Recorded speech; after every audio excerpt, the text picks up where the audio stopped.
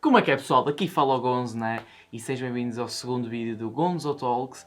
O primeiro já foi há 9 meses, eu sei que sou muito frequente e sou muito consistente, não precisam de me relembrar. Muitas viagens, entretanto, isto ficou um bocado de lado, mas eu nunca me esqueci e tenho muitos mais para fazer, mas vamos por partes, como eu disse, porque eu não quero fazer vídeos muito grandes. O primeiro vai aparecer aqui um cartãozinho para vocês verem em casa e não tenham visto. Ficou um bocadinho grande, com 14 minutos. E foi a falar sobre a minha vinda para o Reino Unido, a viagem, como é que correu, como é que eu vim, porquê de eu ter vindo. Portanto, se vocês quiserem ver e perceber mais um bocadinho, podem ir lá ver esse vídeo primeiro. E agora venho aqui falar do que é. Ora bem, a continuação da minha experiência no Reino Unido, porque isto é uma sequência de episódios onde eu vou falar da minha experiência no Reino Unido, até mais ou menos ter ido para Las Palmas, que foi quando comecei o canal, e acho que fica giro falar aqui convosco diretamente e mostrar algumas imagens e vídeos se eu tiver, porque na altura não era blogueirinho, então não gravei muita coisa. Ora bem, terminei outro vídeo dizendo que cheguei ao meu quarto e aterrei logo, não fiz mais nada, e é bem verdade, tanto que no outro dia estive a falar sobre isso, e quando cheguei ao quarto não tinha, para já nem tinha cruzetas, não tinha lençóis, não tinha nada. Eu até fiquei desiludido porque vi lá na imagem do quarto, na internet, que tinha uma televisão. Levei a minha Playstation, andei com a minha Playstation atrás, em Espanha, em França, a carregar malas, para chegar lá e não ter uma televisão para ligar a Playstation. Fiquei logo chateado. O quarto em si, é engraçadito, é um quarto de uma acomodação de estudantes, até nem estava mal, tinha a minha própria casa de banho, tinha tudo aquilo que necessitava, tendo em conta que eu era um estudante internacional no meu primeiro ano de universidade, portanto nem me queixo, era um bocado carinho, mas a localização também era boa, tinha segurança, portanto foi ok.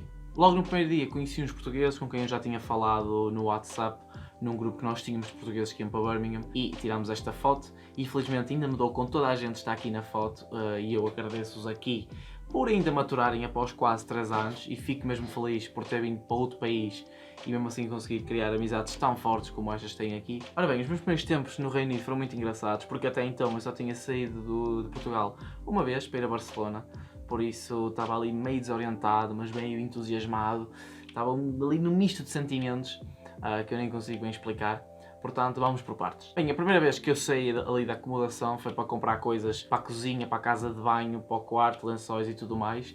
E logo aí assustei-me, porque eu saí e vi um carro e para mim não tinha condutor. E eu até me afastei assim um bocado do passeio, pensei que ele ia subir o passeio, mas depois ele virou normalmente. E aí eu lembrei-me, estou no Reino Unido, eles conduzem pela esquerda, portanto o condutor estava do outro lado. Aprendi logo ao início que se conduz pela esquerda. E pronto, já não me assustei mais. Lá comprei o que tinha a comprar, decorei o meu quarto, arrumei tudo e depois foi festas, conhecer os portugueses, conhecer malta nova, conhecer os meus colegas de quarto. Eu na altura tinha 6 colegas de quarto, eram 5 raparigas e um rapaz, 3 inglesas, uma galesa e uma romena. What?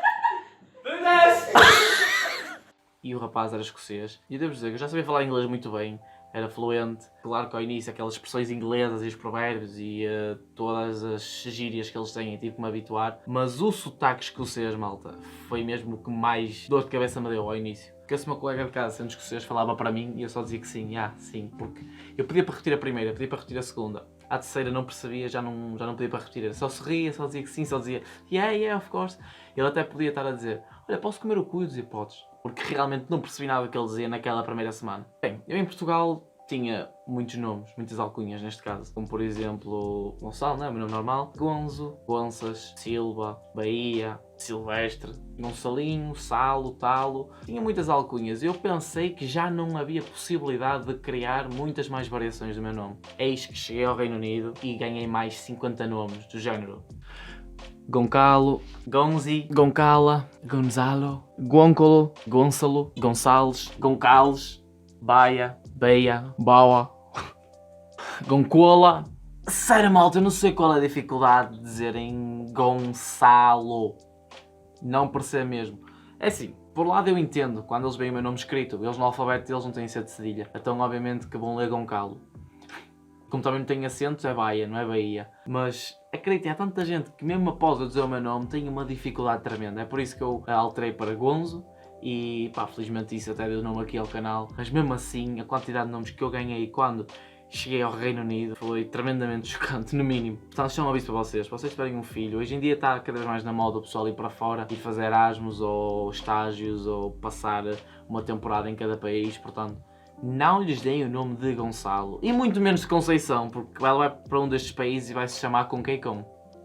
Ora bem, falando agora de trabalho, eu rapidamente consegui inscrever-me numa empresa de trabalho temporário de catering, na qual estou inscrito até hoje e me dá imenso jeito devido à flexibilidade de horários. E eu entrei basicamente uma semana depois de estar no Reino Unido e isso é algo muito difícil de se conseguir fazer. Aliás, eu ainda nem sequer tinha conta do banco inglês e nem sequer tinha o número de identificação fiscal inglês, então foi mesmo um milagre aquilo. E o meu primeiro turno foi num hotel e era basicamente a limpar os copos de um bar, porque ia haver um evento qualquer e as pessoas antes e depois do evento iam estar ali no bar e eu tinha que recolher os copos todos e levar lá para trás. É assim, foi um turno super secante, porque eu entrei às 6 da tarde e saí às 3 da manhã, mas aquilo das 6 às 8 realmente houve muito trabalho, porque estava toda a gente no bar. Depois, das 8 à 1 da manhã, como eles estavam a jantar, aquilo estava mais que morto. E depois, à 1 da manhã, eles voltaram e deu-me até às 3, foi sempre a dar-lhe, que eles já estavam todos tocados, só queriam era beber e foi demoníaco, mas pronto, passou.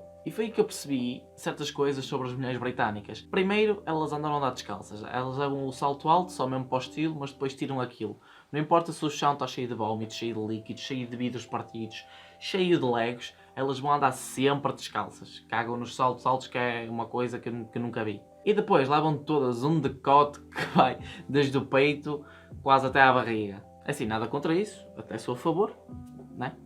Mas ainda bem que houve ali uma parte em que não havia muito movimento, porque senão eu ia bater o recorde de copos partidos por hora, com tamanha distração à minha volta. Porém, foi nesse turno que eu comecei a perceber que realmente há coisas que não devem ser traduzidas literalmente do português para o inglês. Isto porquê? Eu vou fazer esta comparação para ser mais fácil. Nós no português, quando não percebemos alguma coisa que alguém diz, normalmente dizemos: desculpa, podes repetir? Perdão? Desculpa? Não percebi. Algo assim do género, não é? Mas quando dizemos, por exemplo, diz isso outra vez? Já é com um tom provocador, já é com um tom que vamos partir para a porrada. É uma pergunta já irónica, certo? Pelo menos eu sempre fui habituado assim. Em Inglaterra não é bem assim, é super normal dizer diz isso outra vez, say that again. Ou seja, aconteceu este diálogo lá, em que eu estava, pronto, a limpar uma mesa, que era super grande, eu estava lá com outro colega a trabalhar, e ele estava a passar e não estava a fazer nada, e eu perguntei-lhe: olha, desculpa, podes-me ajudar a limpar esta mesa, que é grandita? À qual ele respondeu: say that again? Diz isso outra vez? E eu: ui, tu queres ver? É assim, o gajo era um preto, não era daqueles matulões, mas qualquer gajo com 3 pernas já tem uma vantagem sobre mim. E aí eu respondi: não é nada, estava-te a perguntar se podias ajudar aqui a levantar a mesa, porque vi que estavas aí sem fazer nada e a mesa é grande, mas tudo bem, eu posso levantar sozinho, não há problemas, eu consigo lidar com isto. Deixa de estar, não é? E ele respondeu prontamente: não, eu ajudo, estou aqui para ajudar, estamos aqui a trabalhar, não há problema, eu ajudo-te a levantar. E eu: oi, afinal quem é que manda aqui? Pensas que vens mandar para o gajo de Rio Tinto? Não, eu é que mando aqui, meu menino. E ele vira-se para trás: que disseste alguma coisa? Não, estava só a agradecer, obrigado por ajudares. Na boa, mas se não quiseres eu levo sozinho, na boa. Ele: não, está tudo bem, eu ajudo, não te preocupes. Pronto, e depois lá fui eu, todo convencido, né? Afinal, quem é que manda aqui, né? Lá está, é uma palavra que tem um significado um bocado diferente nos dois países e eu aí pensei mesmo que ele já queria andar à porrada, mas pronto, ele teve sorte, vá lá. Bem, malta, e foi este o vídeo, espero que vocês tenham gostado aqui de um pouco mais da minha aventura de quando eu cheguei ao Reino Unido. Haverá mais vídeos destes, mais aventuras de trabalho, mais aventuras na faculdade, que ainda não falei. Portanto, espero que vocês tenham gostado e continuem aí. O próximo Gonzo Talks vai sair daqui a 9 meses, estou a brincar, mas não vou dar uma data fixa porque já tenho viagens marcadas e obviamente que isso exige um planeamento e depois é a viagem em si, depois é editar o vlog da viagem e agora a edição é mais cuidada, então leva todo o seu tempo, mas sairá em menos de 9 meses com certeza. E espero que vocês estejam aí para ver, para apoiar. E se tiverem mais perguntas para fazer, tem aqui a caixa de comentários, estão à vontade. E vemos numa próxima. Fiquem bem, abreijos.